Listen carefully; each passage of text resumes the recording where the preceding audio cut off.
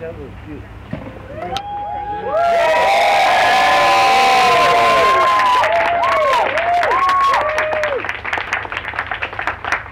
Thank you. Good afternoon. My name is Edward Smith, but everyone calls me Smitty. So, as we get to know each other over the course of the coming days and months of this campaign, I hope you'll call me Smitty too.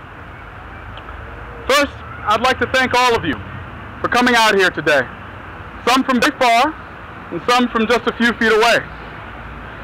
I'm truly humbled.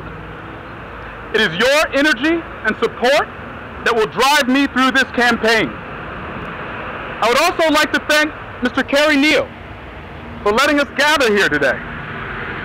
This house was in my family for almost 60 years, and so I'm proud that someone so kind and deserving is now owning it. I am a third-generation Washingtonian, born and raised right here in the District of Columbia. I'm the oldest of 5 children, and so I guess I've always been something of a protector. My father, a former D.C. public school teacher, and my mother, a federal public servant, instilled in us the values of education, community, and service to our community. We started out across the Anacostia River in a neighborhood called Congress Heights, one of the most dangerous neighborhoods during one of the most dangerous times in our city's history.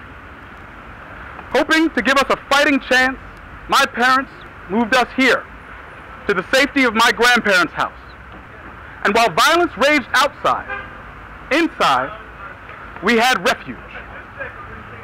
Every Sunday, we would go up the hill to St. Martin's Church, where I was an altar server, and worship together with our community, a community that gave us strength when we had nothing.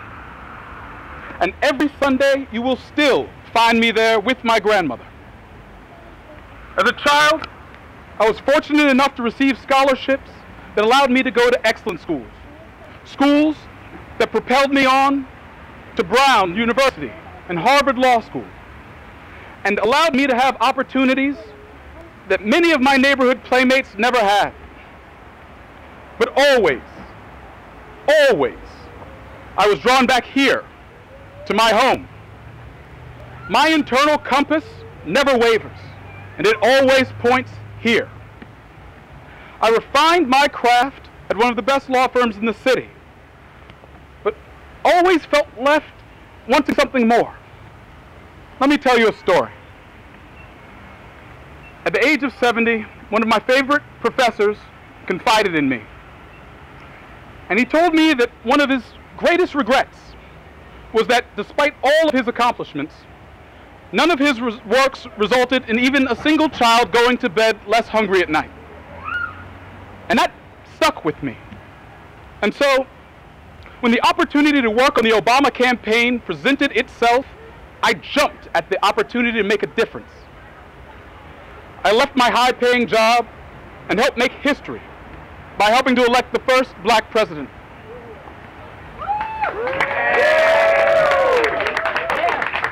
I then served as Deputy General Counsel on his inaugural committee and was honored to receive a presidential appointment and dedicated myself to our country and our communities. In my time in the Obama administration, I was entrusted with helping to create opportunities in communities using technology, provided economic assistance to struggling communities, and prosecuted companies that violated federal regulations, breached consumer protections, and took advantage of our citizens. Because of my skills as a leader, I was chosen for a senior role, helping to manage a large team of lawyers, engineers, and economists on one of the most complex projects in federal government. We worked together to tackle tough challenges, just as I will tackle tough challenges as Attorney General. I am taking the skills that I developed and the experience that I gained through years of serving communities and dedicating them to you, to serve as your lawyer, to protect your interests. Because as Attorney General, you are my clients.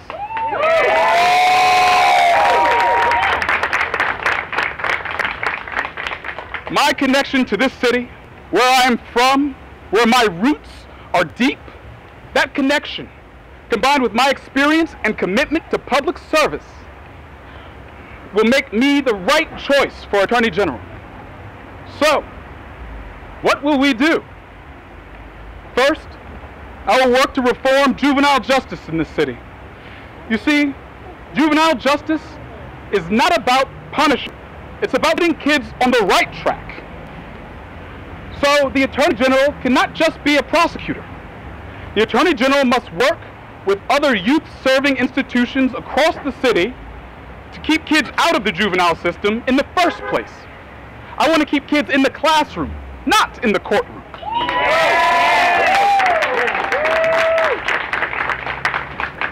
My experience working across multiple government agencies gives me the skills to work across the multiple agencies that serve our youth to help provide them with the opportunities that they deserve.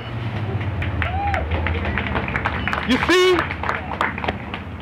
many of the kids I grew up with were just as smart as I was and had just as much promise, but simply did not have the doors open to them. And the AG must be part of opening those doors.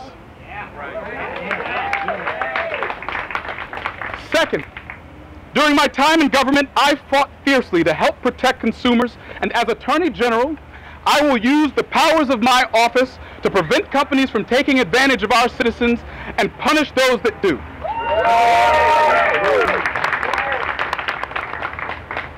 And third, I will continue to work on your behalf to ensure that Washington citizens are no longer second class in this country, to achieve for us the rights of autonomy and representation that are the God-given birthright of all Americans.